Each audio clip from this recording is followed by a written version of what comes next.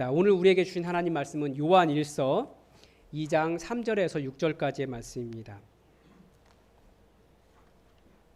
요한 1서 2장 3절에서 6절까지의 말씀입니다. 우리 하나님의 말씀을 다 함께 받들어 읽겠습니다. 우리가 그의 계명을 지키면 이로써 우리가 그를 아는 줄로 알 것이요 그를 아노라 하고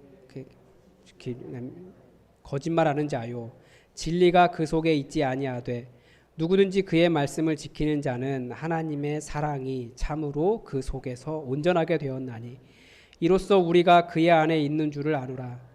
그의 안에 산다고 하는 자는 그가 행하시는 대로 자기도 행할지니라. 아멘. 우리는 하나님께서 어떻게 역사하시는지에 대해서 나름대로 자기만의 어떤 이해가 다들 있습니다. 우리가 원하는 하나님께서 일하시는 방식은 하나님께서 직접 아주 강력하게 역사해 주시는 것, 우리는 이런 것들을 꿈꿉니다. 그런데 그런 일은 사실은 일반적인 일은 아닙니다. 하나님께서 역사하시는 일반적인 방법은 특수한 일도 있지만 일반적인 방법은 하나님의 사람들을 통해서입니다. 하나님의 일은 하나님의 사람들을 통해서 이루어져요. 그래서 하나님의 일에는 하나님이 잘 보이지 않고 사람만 보일 때가 있습니다. 예를 들면 하나님께서 이 세상을 창조하시고 이 세상을 돌보는 일, 이 세상을 경영하는 일을 인간에게 맡기셨습니다. 그러니까 만약에 이 일을 그냥 놓고 본다면 믿음이 없는 사람들의 눈에 보기에는 뭐가 보입니까? 인간만 보이는 거예요. 출애굽할 때도 애굽에게 내려졌던 10가지 재앙이나 이 홍해를 건넌 사건에서도 강력한 하나님의 역사가 있지 않았습니까? 그런데 일반 사람들의 눈에 보기에는 누구만 보입니까? 모세만 보이는 거예요. 하나님께 사시지 못하셔서 인간의 손을 빌리시는 것이 아닙니다. 훨씬 더 많은 일들이 있어요. 그러나 하나님은 사람과 함께 하나님의 사람과 함께 일하시기를 기뻐하시고 그것을 이 땅을 다스리는 방식으로 정하신 겁니다. 하나님의 규칙이에요. 그래서 우리는 하나님께서 일하신다, 하나님께서 역사하신다라고 할 때 무엇을 볼 수 있어야 됩니까? 어떤 사람의 손을 사용하셔서 일하시는가를 볼 수 있어야 되고 내가 하나님의 도구다라고 하는 것을 우리는 기억해야 됩니다. 그래서 우리 뭐라고 이야기합니까? 하나님은 지금 여기에서 일하십니다. 어떻게 일하십니까? 바로 여러분의 손과 여러분의 삶을 사용하셔서 우리 하나님은 일하십니다. 내가 일하지 않겠다라고 말하면 하나님의 일은 이루어지지 않는 거예요. 그래서 우리가 누구인지, 우리는 우리가 누구인지 마음에 새기고 명심해야 됩니다. 우리가 누구입니까? 우리는 이 땅에 하나님 나라를 만들어 가야 할 하나님의 손이고 하나님께서 가시는 곳에 가야 할 하나님의 발이고 또 하나님께서 하라고 말씀하시는 일을 말해야 될 하나님의 입이고 또 하나님의 마음을 가지고 있어야 할 하나님의 심장이 바로 우리 그리스도인들이라는 겁니다. 그렇지 않으면 세상은 하나님을 볼 수가 없어요. 우리는 어떻게 그런 하나님 나라를 만들어가는 하나님의 사람이 될 수 있겠습니까? 우리는 하나님의 손이 되려면 하나님의 권능이 있어야 된다라고 생각합니다. 그런데 성경은 무엇을 먼저 이야기할까요? 그 어떤 것보다도 사랑을 이야기합니다. 가장 무능력할 것 같은데 아무것도 없는 것 같은데 하나님은 사랑을 이야기하세요. 예수님을 사랑하기 때문에 우리 하나님을 사랑하기 때문에 우리는 일하고 하나님을 사랑하기 때문에 순종하고 하나님을 사랑하기 때문에 나의 시간을 조정하고 하나님을 사랑하기 때문에 나보다는 하나님의 영광을 위하여 일하게 되는 것이죠. 하나님을 사랑하기 때문에 하나님 따라가는 겁니다. 그래서 능력이 우리에게 있는 것이 아니라 우리는 아무런 능력이 없어요. 그러나 주님 사랑하고 주님 사랑 따라갔더니 주님께서 역사해 주시는 것이 우리의 삶인 거예요. 다시 한번 생각해 보십시오. 우리가 인간을 이야기할 때 뭐라고 말합니까? 인간은 가장 연약한 존재잖아요. 겨울을 지나기에는 털옷도 없어요. 그렇다고 해서 아주 뛰어난 치타처럼 빠르지도 않습니다. 사자나 호랑이처럼 힘도 세지 않습니다. 그러나 하나님께서 우리를 우리 하나님께서 우리를 이 땅을 경영하는 자로 맡겨주신 이유가 무엇입니까? 우리의 능력이 하나님을 사랑하고 하나님을 바라보는 데 있기 때문에 그렇습니다. 그러면 하나님께서 우리를 사용하시는 거예요. 강해서가 아니라 약해서 사용하시는 거죠. 하나님을 바라볼 줄 아는 그 힘 때문에. 그래서 예수님 이렇게 말씀하셨습니다. 예수님께서 대답하여 이르시되 사람이 나를 사랑하면 내 말을 지키리니 내 아버지께서 그를 사랑하실 것이요 우리가 그에게 가서 거처를 그와 함께 하리라. 나를 사랑하지 아니하는 자는 내 말을 지키지 아니하나니 너희가 듣는 말은 내 말이 아니요 나를 보내신 아버지의 말씀이니라. 따라서 우리가 하나님의 일을 보고자 원한다면, 정말 하나님의 임재 안에 살고자 원한다면, 첫째는 하나님을 사랑하는 것이고, 둘째는 하나님을 사랑하기 때문에 주님의 말씀에 순종하는 것입니다. 그럴 때 우리는 우리를 통해 역사하시는 하나님의 역사를 경험하게 됩니다. 하나님의 경험은 사랑에서 나와요. 그리고 그 사랑 때문에 순종할 때 나옵니다. 따라 순종할 때 우리 자신에 대해서 순종은 우리 자신에 대해서 정말 많은 것을 가르쳐 줍니다. 다른 사람의 눈에 내가 어떻게 보이느냐 그것보다도 내가 하나님과 어떤 관계 안에 있느냐를 증명하는 것이 순종입니다. 그래서 순종은 진실을 밝힌다고 말합니다. 어떤 진실입니까? 첫 번째는 내가 하나님에 대해서 무엇을 믿고 있는가가 드러납니다. 오늘 본문은 뭐라고 가르쳐 줍니까? 먼저 우선 우리가 하나님을 아는 사람이다를 어떻게 알 수 있느냐, 3절에서 그렇게 가르쳐 줍니다. 우리가 그의 계명을 지키면 순종이죠. 이로써 우리가 그를 아는 줄로 알 것이요. 우리가 예수 그리스도를 아는 자인가, 그렇지 않는 자인가, 어떻게 알 수 있습니까?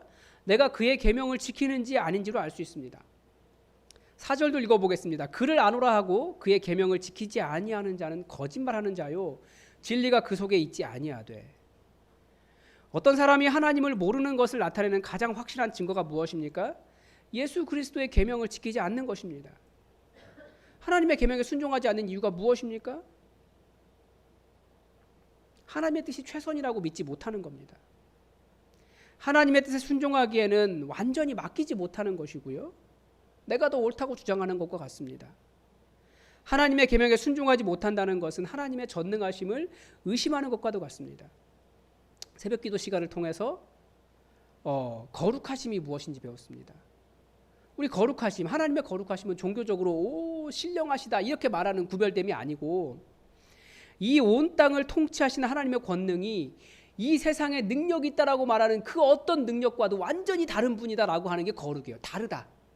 사람이 말하는 권력, 사람이 말하는 힘, 사람이 자기 자신을 자랑하는 부유함, 아니면 뭐 이런 것들과 완전히 다른 그것이 하나님의 거룩하심이에요. 그런데 우리가 하나님의 뜻에 순종하지 않는다는 것은 이 하나님의 이 거룩하심, 인간의 역사와는 다름을 인정하지 못하는 것과 같다라는 거죠. 그래서 무엇보다도 순종하지 않는 것은 전능하신 하나님이 우리를 하나님의 일로 부르실 때 우리에게 그분의 뜻을 행하실 수 있는 능력도 주시는 분이시다, 이것조차도 우리가 신뢰하지 못하는 것이다라는 것을 순종을 통해서 우리는 깨달을 수 있습니다. 순종은 내가 정말로 하나님을 믿는가, 그분이 내 고백대로 거룩하신 분이다라는 것을 증명하는 겁니다. 그래서 이렇게도 말씀하셨습니다. 너희는 나를 불러 주여 주여 하면서도 어찌하여 내가 말하는 것을 행하지 아니하느냐. 왜 내가 말하는 것을 행하지 아니하느냐. 내게 나와 내 말을 듣고 행하는 자마다 누구와 같은 것을 너희에게 보이리라.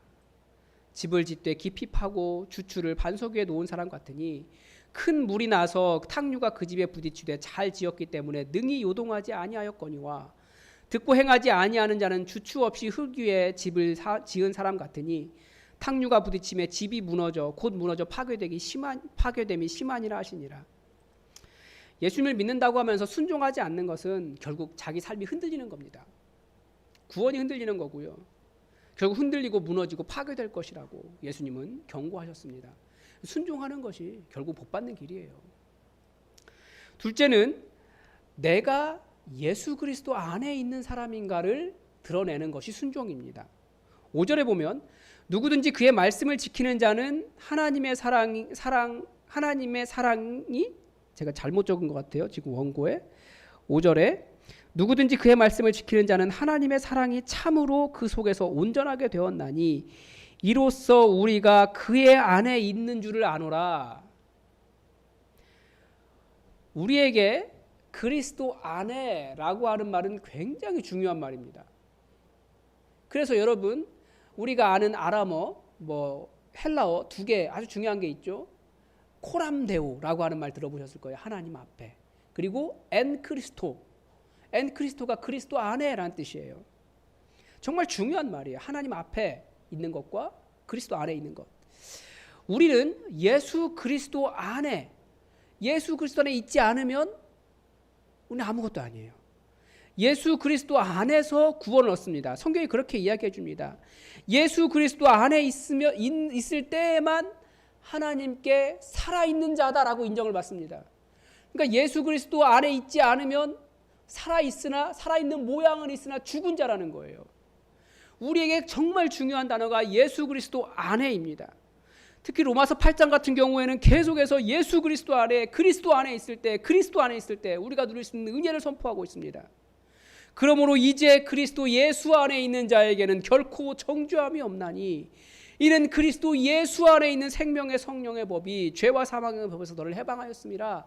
그리스도 예수 안에 있기 때문에 이 모든 은혜를 누린다라는 거예요. 또 그리스도께서 너희 안에 계시면 몸은 죄로 말미암아 죽은 것이나 영은 의로 말미암아 살아 있는 것이니라. 높음이나 깊음이나 다른 어떤 피조물이라도 우리를 우리 주 예수 안에 있는 하나님의 사랑에서 끊을 수 없으리라.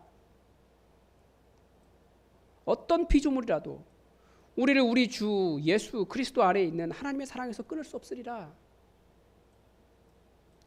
예수 그리스도 안에 있을 때만 그 하나님의 사랑과 그 하나님의 권능과 그 하나님의 구원의 역사를 누릴 수 있다는 거예요. 예수 그리스도 안에 정말 중요한 단어인데, 우리가 예수 그리스도 안에 있을 때 서로가 한 몸인 걸 알아요. 엔크리스토. 우리는 예수 그리스도 안에 있을 때 하나님의 자녀이고 함께 하나님의 권속이 되었고 하나님의 사랑을 입고 하나님의 구원을 보장받습니다. 그런데 우리가 그리스도 안에 있다는 것을 어떻게 할 수 있습니까? 누구든지 그의 말씀을 지키는 자라고 되어 있습니다. 예수 그리스도의 말씀을 지키는 자가 바로 예수 그리스도 안에 있다는 것을 알 수 있다는 거예요. 예수 그리스도 안에 있으면 그리스도의 계명을 지키게 되어 있죠. 자, 그러면 예수 그리스도의 계명이 무엇입니까? 우리 잘 알고 있죠. 요한 1서는 이거 하나 이야기예요. 예수 그리스도의 계명이 무엇인가? 사도 요한은 예수님에게서 듣고 이 계명을 지키고자 그렇게 노력했다는 것을 알 수 있고, 교회가 이 계명에 순종하는 교회가 되기를 그렇게 간절히 원했다는 겁니다. 새 계명을 너희에게 주노니 너희가 서로 사랑하라, 이거였어요. 많은 법이 있고 많은 규칙이 있고 많은 것이 있지만, 우리가 지켜갈 많은 것이 있지만 이 사랑이 없으면 다 헛것이라는 거죠. 예수님의 계명 지킨 거 아니에요. 그래서 오늘 읽은 본문 다음 구절에서는 뭐라고 이야기합니까? 형제를 사랑하지 않는 사람, 다른 말로 말하면 계명을 지키지 않는 사람에 대해서 정말 잔인할 정도의 말을 해요.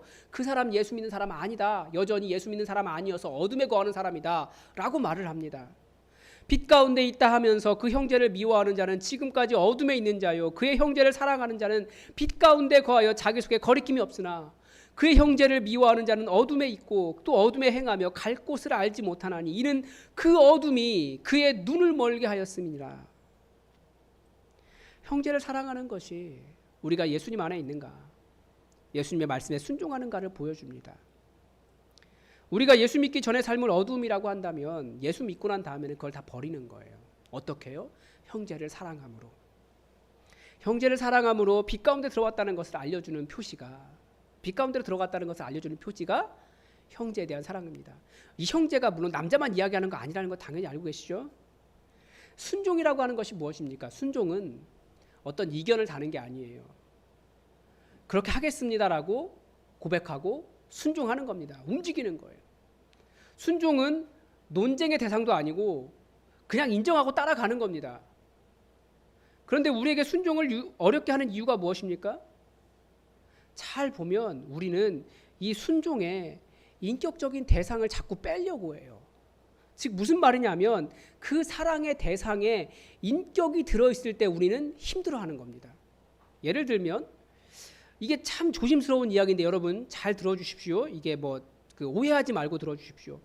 한국 교회는 이 사랑의 대상을 비인격적인 존재로 상정을 합니다. 예를 들면 주일 성수하라고 배웠습니다. 주일 성수 나쁘다라고 이야기하는 것 아니에요.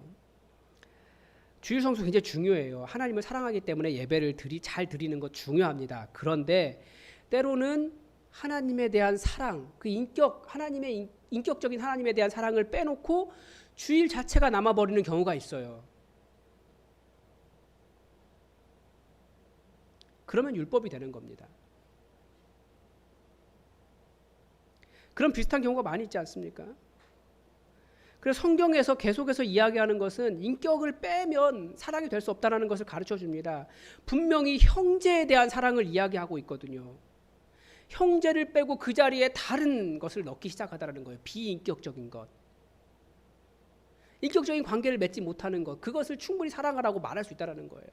굉장히 중요한데 이게 참 애매해요. 저도 잘 설명을 못 하겠는데 예배 정말 중요하잖아요. 예배를 사랑하잖아요. 왜 사랑합니까?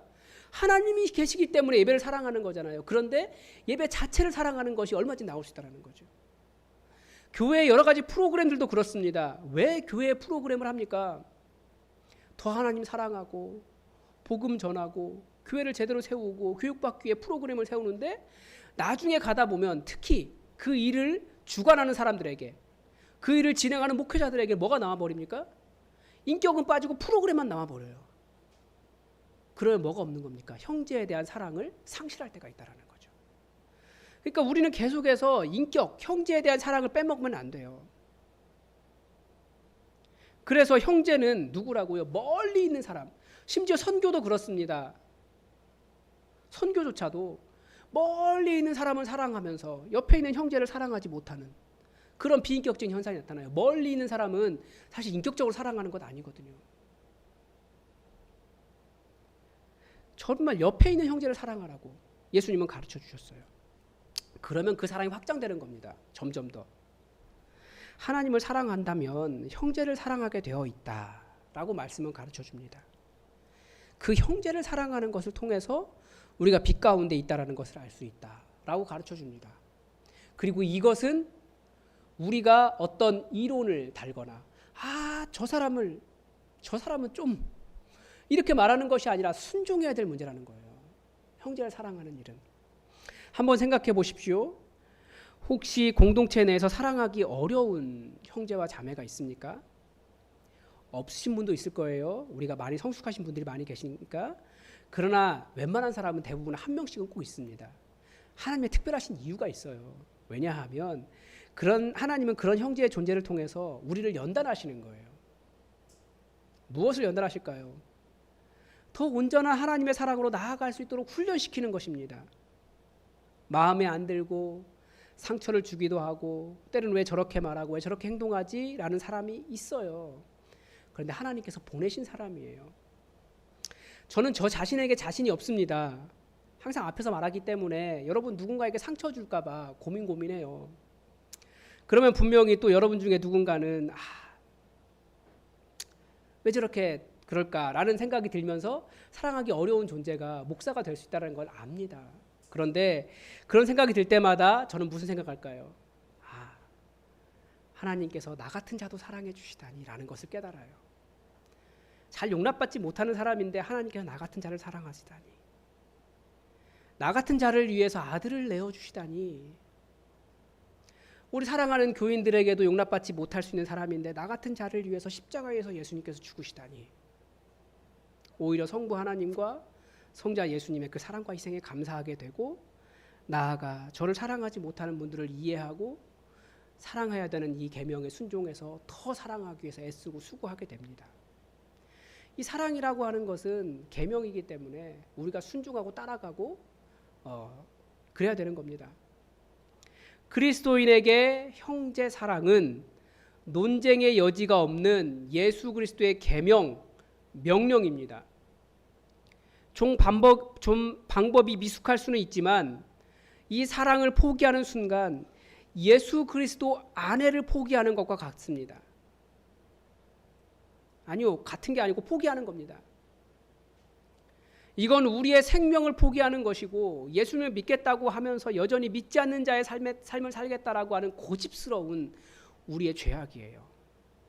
여러분, 사랑하는 일에 순종하십시오. 무엇을 사랑해야 됩니까? 비인격적인 거 말고요. 형제를 사랑하시라고요. 인격을, 형제를. 그 사람이 그래도 조금 변화가 되어야 사랑할 수 있는 것 아닙니까? 아니요.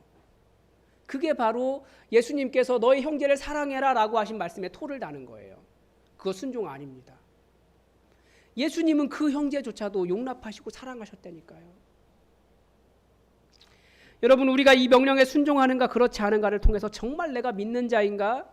정말 내가 예수 그리스도 안에 있는가? 내가 달라진 어둠이 아니라 빛 가운데 사는 자인가? 우리는 그것을 깨달을 수 있다는 겁니다. 그래서 순종은 정말 내가 누구인지 제대로 가르쳐줘요.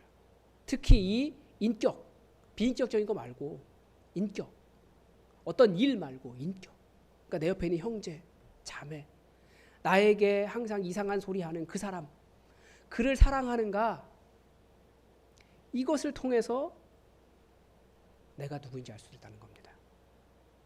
우리는 예수님에게 정말 어려운 명령을 받았을지도 몰라요. 그런데 우리가 이 귀한 사명을 받았고 계명을 받았고 이것 때문에 교회가 교회였습니다. 이것 때문에 우리는 세상과 다르게 살아가는 사람들입니다. 이 사랑이 세상과 다른 겁니다. 예수님께서 보여주셨던 세상과 다른 사랑, 우리도 살아가서 여기에 진짜 교회다. 우리가 그 진짜 교회 만들어갔으면 좋겠습니다. 여러분, 예수님의 명령입니다. 서로 사랑하십시오. 깊이 사랑하십시오. 예수님께서 자신을 십자가에서 내어주셨듯이 사랑하십시오. 좀 부족할 수는 있습니다. 그러나 이 사랑의 계명에 토를 달지 마시고 끝까지 순종하는 믿음의 사람 되길 바랍니다. 기도하겠습니다. 하나님 아버지, 오늘 말씀을 통하여 정말 다시 한번 사랑에 대한 도전을 받습니다. 아버지, 우리가 사랑이 얼마나 미숙한 자들인지, 사랑을 받아본 적도 없고 또 사랑을 해본 적도 없는 것 같고 또 인격을 사랑하기보다 우리는 어떤 일에 열정과 열심을 낼 때가 더 많습니다. 그러나 하나님, 이 사랑하라는 계명에 순종할 때 우리가 누구인지, 예수 그리스도 안에 있는지, 정말 우리가 예전의 생활을 벗어버리고 빛 가운데 거한 자인지 깨달을 수 있는데, 이 사랑함이 이 세상 그 어떤 사람들보다 더 큰 우리 성도들 될 수 있도록 역사하여 주시고 은혜 베풀어 주시고 예수님의 사랑 깊이 깨닫고 더 사랑하는 사람들 되게 우리를 인도하여 주시옵소서. 이 사랑함으로 세상으로부터 승리하는 믿음의 사람 교회 되게 하시길 원하오며 예수 그리스도의 이름으로 기도드립니다. 아멘. 우리